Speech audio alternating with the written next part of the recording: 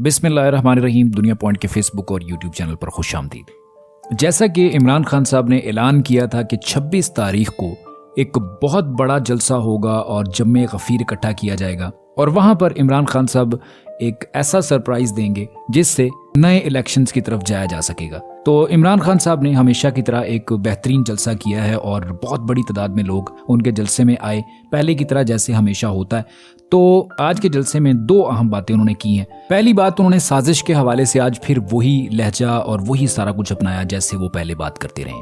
आपको याद होगा पिछले दिनों इमरान खान साहब ने एक इंटरनेशनल टीवी को इंटरव्यू दिया था जिसमें साइफर वाले बयान को और साजिश वाले बयानिए को और अमेरिका की इन्वॉल्वमेंट जो भी गवर्नमेंट के अंदर हुई थी उस हवाले से उनके बयान को काफी तोड़ मरोड़ के पेश किया गया था। एक प्रोपेगेंडा पूरा किया गया था, बहुत सारे जर्नलिस्ट की तरफ से, बहुत बड़े टीवी चैनल्स की तरफ से भी और हुकूमत की तरफ से भी बहुत ज्यादा प्रोपेगेंडा बनाया गया कि इमरान खान साहब जो है वो अपने उस बयान से, अपने साजिश वाले बयानिए से पीछे हट गए हैं।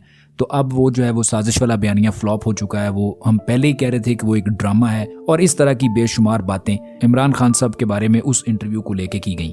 लेकिन आज इमरान खान साहब ने वही बातें फिर से दोहराई हैं, सारी बातें। इसका मतलब है कि वो एक सारा प्रोपेगेंडा जो गवर्नमेंट का था वो सारा फ्लॉप हो गया और इमरान खान साहब जो 7 महीने से अपना बयानिया लेकर चल रहे थे वो बयानिया उसी तरह से उनके साथ अभी भी मौजूद है। अब हम आते हैं दूसरे बयान की तरफ। दूसरा बड़ा अहम बयान जिसको आप सरप्राइज कह सकते हैं, क्योंकि इमरान खान साहब ने कहा था कि वो एक सरप्राइज देंगे, तो उन्होंने वाज़े तौर पर ऐलान किया है कि अब वो असेंबलियां तोड़ेंगे। क्योंकि सूबाई गवर्नमेंट में 3 सूबे उनके पास हैं इस वक्त, सूबा पंजाब, केपी, आज़ाद कश्मीर और बलोचिस्तान में भी उनकी काफ़ी सारी सीटें मौजूद हैं। क्योंकि उनका मेन मकसद जो था वो इलेक्शन की तरफ जाना है, लेकिन इलेक्शन जो है वो किसी भी सूरत अभी गवर्नमेंट करवाती हुई दिखाई नहीं दे रही। तो अब आखिरी ऑप्शन उनके पास जो मौजूद था वो पत्ता उन्होंने खेल दिया है कि वो असेंबलियों से निकल जाएंगे। अगर वो असेंबलियों से निकलते हैं तो फिर जाहिर है ऑटोमेटिकली इलेक्शन की तरफ जाना पड़ेगा। लेकिन ये मामला इतना सादा दिखाई नहीं दे रहा जितना कि नजर आ रहा है, क्योंकि हुकूमत की तरफ से इस पर कोई भी इतने गहरे असरात दिखाई नहीं दे रहे। क्योंकि राना सनाउल्लाह साहब ने इस पर वाज़ेह पैगाम दे दिया है कि अब वो इस पर कानूनी जंग लड़ेंगे और वो किसी भी तरह इस चीज को कामयाब नहीं होने देंगे कि इमरान खान साहब ने जिस तरह से कौमी असम्बली से इस्तीफे देकर गलती की थी, इसी तरह से आज वो सूबाई असम्बलियों से इस्तीफा देकर गलती कर रहे हैं। तो उन्होंने कहा है कि पंजाब असम्बली को तो भूल जाएं, क्योंकि पंजाब असम्बली में अदम एतमाद की तहरीक पेश की जाएगी। उसके बाद असम्बलियां तोड़ना जो है वो कानूनी तौर पर नहीं हो सकेगा। तो पीपल्स पार्टी का भी इसके ऊपर मौकफ सामने आ गया है। उनका भी जाहिर है पीडीएम की गवर्नमेंट है, तो उन्होंने भी वाज़ेह तौर पर यही बात की है कि अब हम कोई कानूनी रास्ता देखेंगे जिससे ये वाला मामला जो है वो कामयाब ना हो सके। सूरत हाल जो है वो काफी क्रिटिकल और हालात काफी खराबी की तरफ जाते हुए दिखाई दे रहे हैं। क्योंकि अगर इमरान खान साहब असेंबलियों से इस्तीफा दे देते हैं, अभी उन्होंने वाज़ेह ऐलान नहीं किया, अभी उन्होंने कहा है कि मैं मुशावरत करूंगा, मुशावरत के बाद फैसला किया जाएगा। अभी तो 2-4 दिन में पता चलेगा कि वो क्या करते हैं। लेकिन अगर ऐसा होता है तो फिर सूरत हाल बहुत खराब होती हुई दिखाई देगी, क्योंकि हुकूमत की तरफ से तो वाज़ेह पैगाम है और हुकूमत चाहेगी भी नहीं, क्योंकि हुकूमत को वाज़ेह तौर पर पता है कि वो इलेक्शन नहीं जीत सकते और किसी सूरत जीत भी नहीं सकेंगे।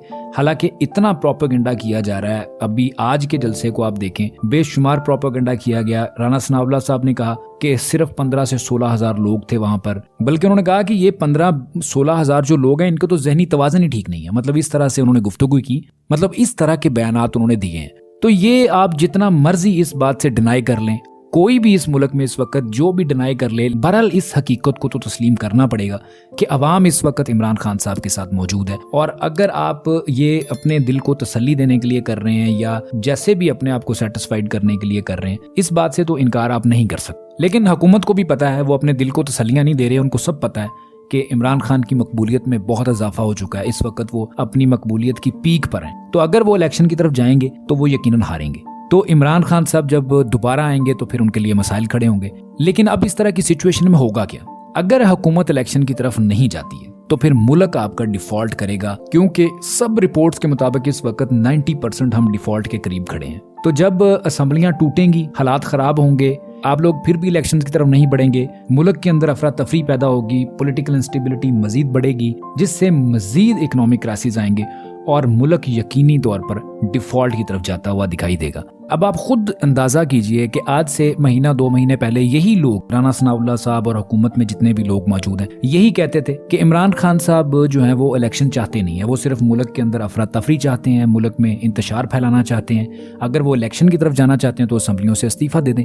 तो आज वो जब असम्बलियों से इस्तीफा देने की तरफ गए हैं तो ये कह रहे हैं कि हम जो है वो कानूनी रास्ता तलाश करेंगे और इस तरह से इसको निपटेंगे। मतलब हर तरह से हुकूमत खुद पॉलिटिकल इंस्टेबिलिटी को क्रिएट करने की कोशिश कर रही है, जबकि हुकूमत को पता है कि अवाम इस वक्त किसके साथ खड़ी है। और इस बात से आज के जलसे के बाद तो इस बात को डिनाई किया ही नहीं जा सकता। ये बात तो वाजे हो गई है कि अवाम जो है वो इमरान खान साहब के साथ खड़ी है। अब आप इस पे प्रोपेगेंडा कर लें, अवाम को बेवकूफ़ बना लें या इसके ऊपर कुछ भी बातें की जाएं, इसको आप डिनाई नहीं कर सकते। तो जब आप लोग हुकूमत में आए थे, आप लोगों का मेन मकसद था अपने केसेस को ख़त्म करवाना। वो आप लोगों ने ख़त्म करवा लिए।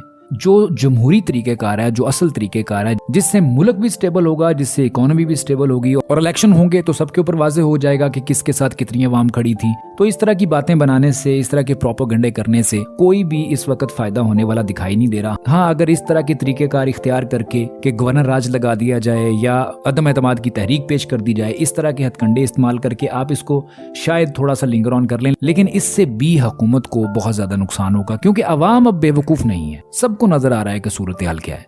तो इस तरह की हरकतों से इमरान खान साहब को सियासी फायदा भी होगा, ये चीज़ भी इनको मद्देनजर रखनी चाहिए। और दूसरी तरफ मोनस इलाही ने भी कह दिया है कि इमरान खान साहब जब कहेंगे उसी वक्त इस्तीफे दे दिए जाएंगे। बहरहाल इस वक्त का इंतजार करते हैं कि इमरान खान साहब इसके ऊपर क्या फैसला करते हैं।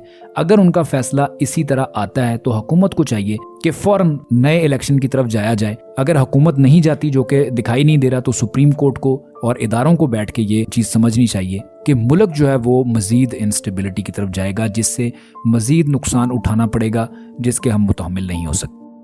अगर अब तक आपने हमारे चैनल को सब्सक्राइब नहीं किया तो चैनल को सब्सक्राइब कर लें और बेल आइकॉन को भी प्रेस कर लें, ताकि इस तरह की वीडियोस आप तक बआसानी पहुंचती रहें।